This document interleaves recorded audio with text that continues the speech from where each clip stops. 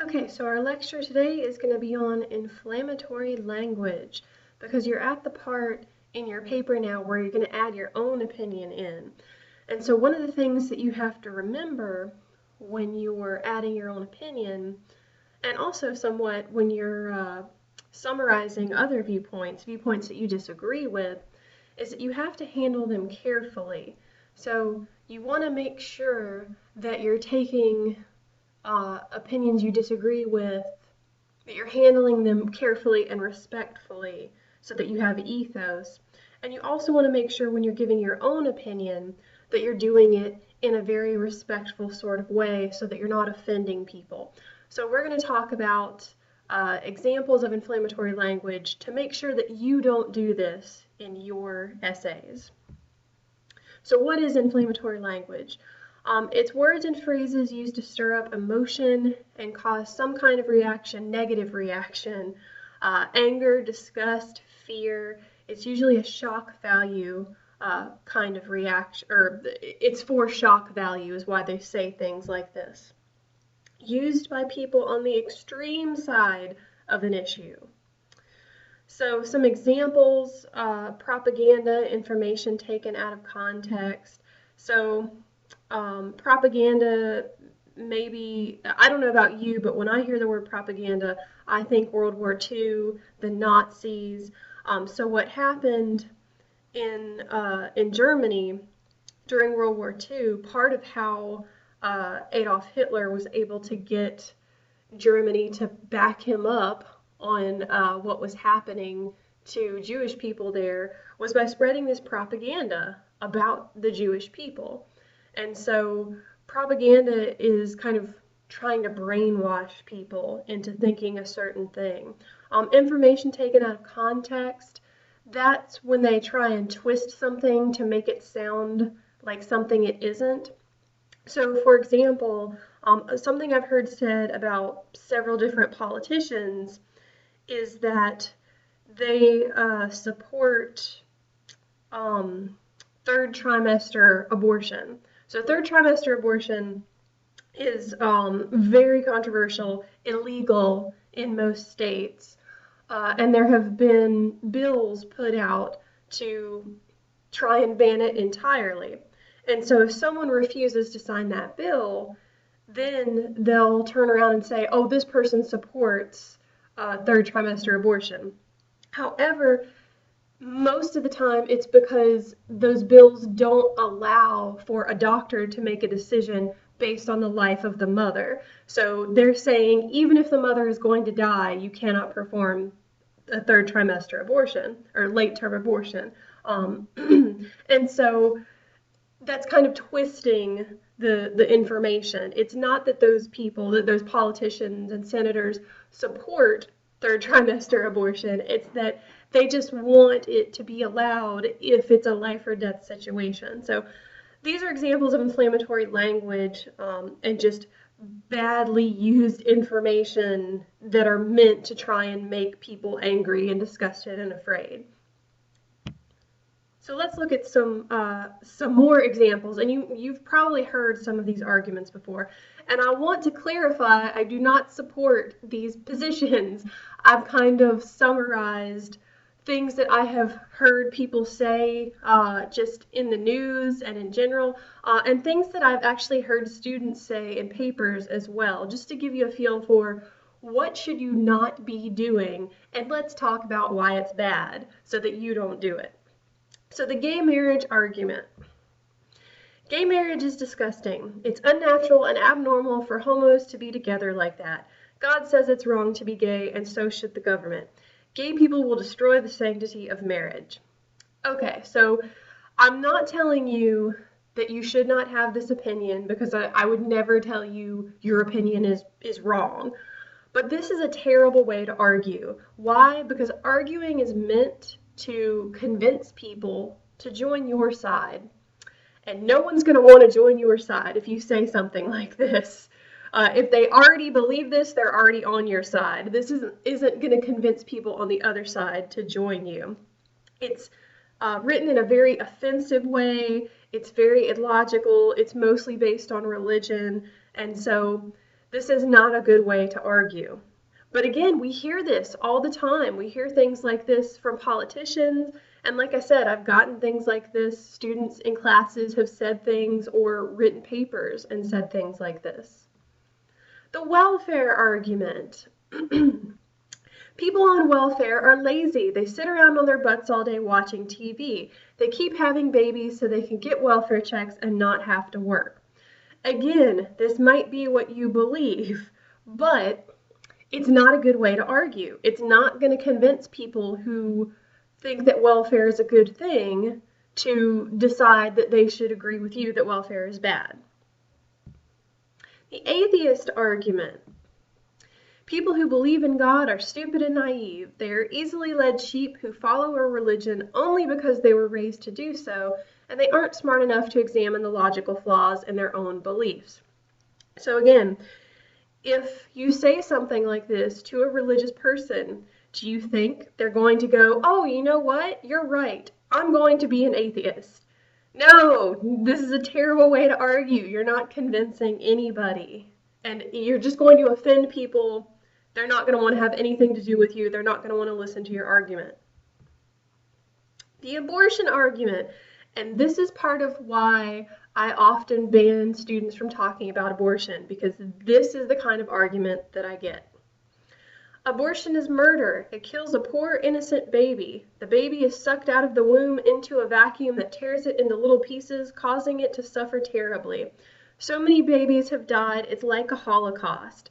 No one should support such a horrible practice. So number one, don't compare things to the Holocaust. The Holocaust was possibly the worst thing to ever happen in the world's history, the Holocaust and slavery. And so to compare something to the Holocaust is kind of offensive to all the people who died during the actual Holocaust. Second of all, a lot of people who argue like this don't understand that the other side doesn't want to hear it, that saying it's murder, well, that's not a fact. That's based on how you look at it. A poor innocent baby, well, again, if this is your argument, those people who disagree with you don't see that as a baby. They see it as a fetus.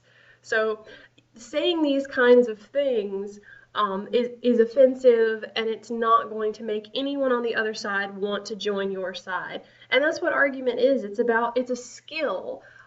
It's just like, if you've ever been on a debate team or had to debate somebody, it's a skill. It's not even necessarily about what you believe.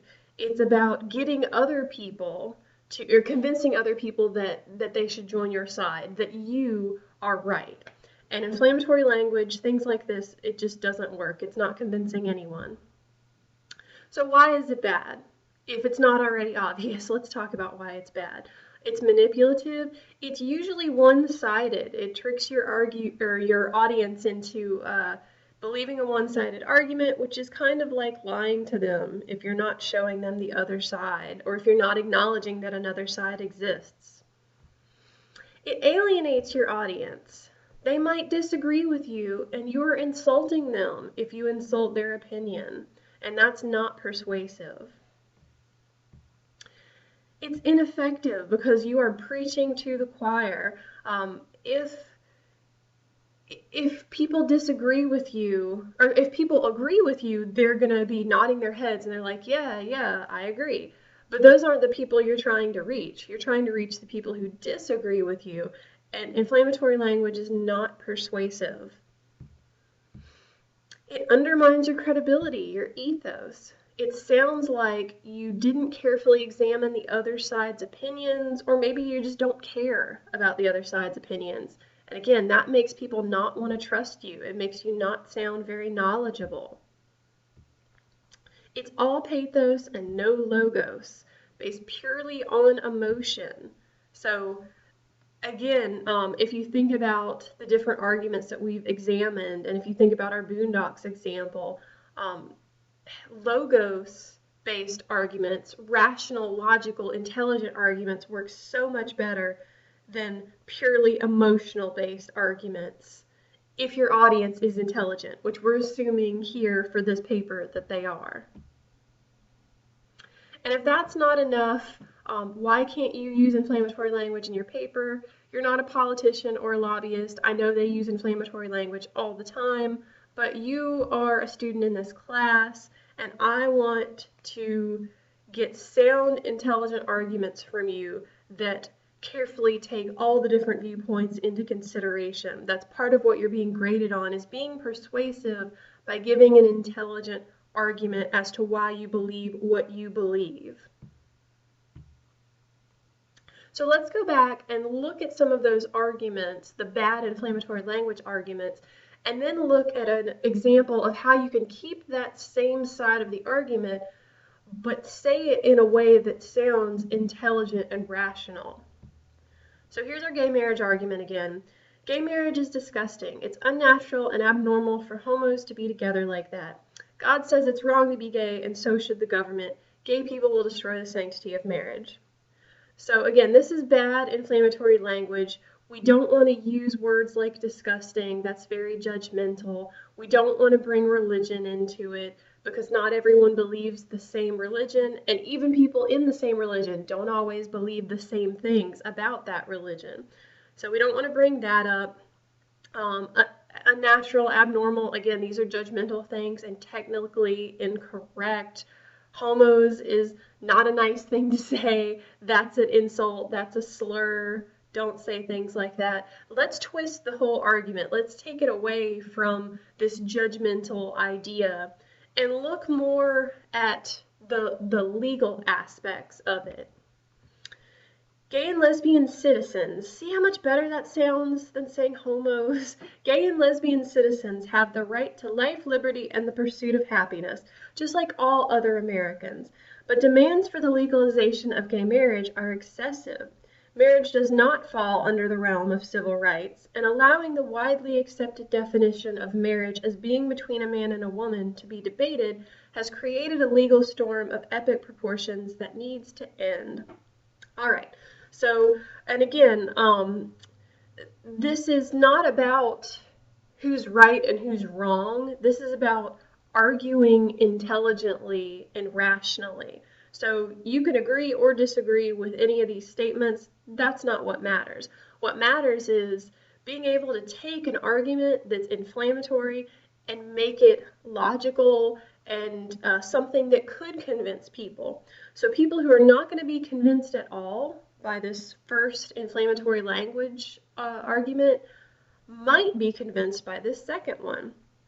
So the second argument is written in a much more realistic way. It's much more logical and well thought out and not as judgmental. Now it's looking at legal aspects. And so this is a much better way to argue. The abortion argument. Abortion is murder. It kills a poor, innocent baby. The baby is sucked out of the womb into a vacuum that tears it into little pieces, causing it to suffer terribly. So many babies have died, it's like a Holocaust. No one should support such a horrible practice. Again, I've already pointed out the different things that are wrong and not convincing with this first argument. Now let's keep that same side of the argument and look at a good persuasive way to argue from it. Scientists, doctors, and theologians continue to argue over when life actually begins. Until these communities of scholars have come to an agreement, doesn't it make sense to err on the side of caution? It is better to ban abortion entirely until we know for sure whether or not a fetus is technically alive than it is to unknowingly put a living unborn child to death. See how much better this argument is? See how much more logical and well thought out it is? So this is what you want to go for when you're giving your own opinions, is showing that you've taken the different viewpoints into consideration. Make sure you're not using inflammatory language. Make sure your arguments are well thought out. Because again, you're trying to convince other people that they should take your side of the argument. And you need to understand how people think who disagree with you, so that you don't offend them, and so that you're saying things that are going to persuade them, saying things that might make them go, yeah, I've never thought about it like that. You have a good point. That's what you're going for with giving your own opinion in this essay. So here's your writing assignment. I want you to rewrite these inflammatory arguments so that you keep the same side, which is welfare is bad, religion is bad, but you use less offensive language. Now, I want to assure you, you don't have to believe this. So if you're right, a lot of students have a problem with doing the atheist argument. I'm asking you to suspend disbelief and pretend that you agree with this side. So this is just an assignment. In some ways, debating is like acting. So pretend that you have a different viewpoint than you actually do if one or both of these inflammatory statements are just completely against what you believe. That's okay. So let's look at these again separately. The welfare argument. People on welfare are lazy. They sit around on their butts all day watching TV. They keep having babies so they can get welfare checks and not have to work. So again, this is an argument that I've heard actual people say, both just in life and also students in papers, and they've said this in class. This is not going to convince people to come over to your side. It's offensive. But what you can do is take this and make it more logical. Think about, instead of condemning all of welfare, think about what are some negatives of it, and think about how you can reword some of this, because we can say this same stuff without making it sound quite so offensive. So you can get a little creative with this. Think outside the box, but think about, are there other ways to say this that are not offensive but kind of mean the same things?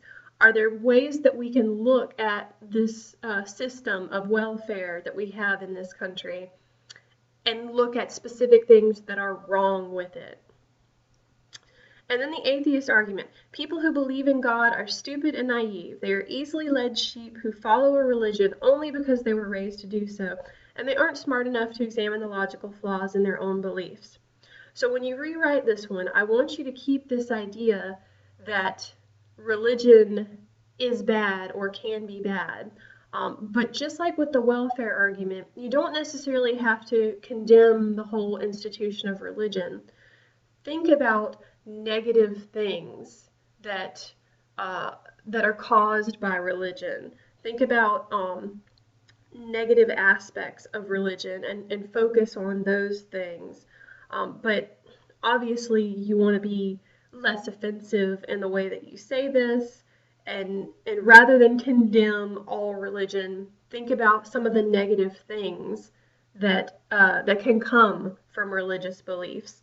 So hopefully those hints will help you a little bit as you do this writing assignment. Again, don't hurt yourself trying to rephrase these arguments, but think about them, and think about, especially if these are not your beliefs, think about what someone could say to convince you that welfare is bad, that religion is bad. If you're having a hard time with this because you're on the opposite side, think about what might convince you and then use that as you're rewriting this. And so these should only be a couple of sentences. Don't write me a whole paragraph. Just a couple of sentences is enough. So this is what you're going to turn in to me in our next class period, and we'll take a little bit of time in class to talk about what you came up with. All right, so I will see you next time, and if you have questions, send me an email.